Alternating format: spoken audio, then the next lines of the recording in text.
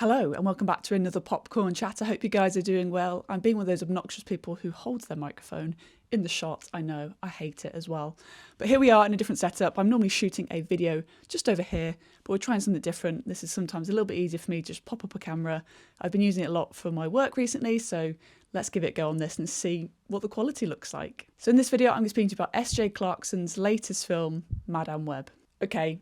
It was pretty bad, actually. I went in with an open mind, however, this one just didn't work for me. I found myself sniggering throughout the duration of the film, whether it's from the crash zooms in the opening scene to the cheesy dialogue.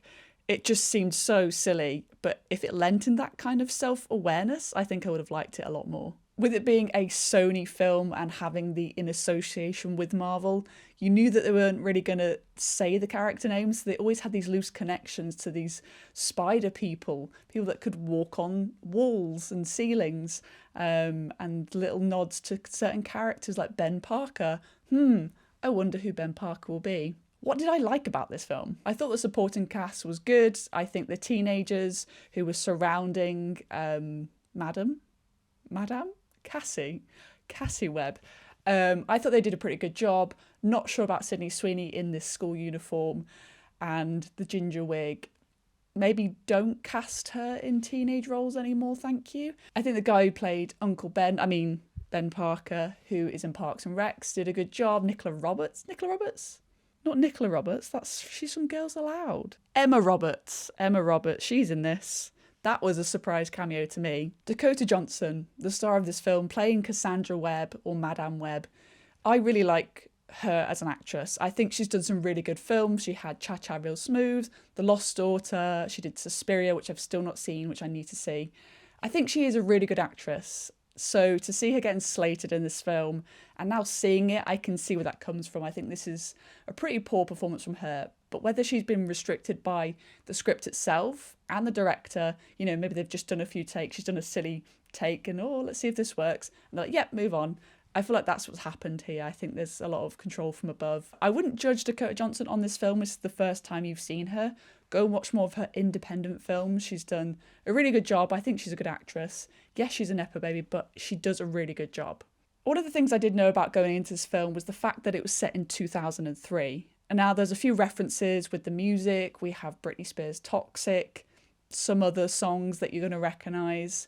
There was a really big poster of a Calvin Klein advert. And I feel like this was really targeted at me because the model on the poster was Freddie Ljungberg. Now, Freddie Ljungberg was my first real crush. He was a footballer for Arsenal and he had this campaign, I guess, in 2003.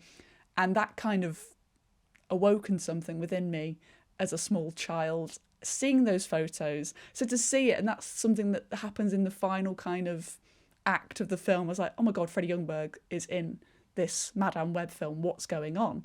So that was a really, really random connection back to 2003 that I appreciated. If we're going to talk about bad Sony films that are in association with Marvel, I do think I enjoyed Morbius a little bit more.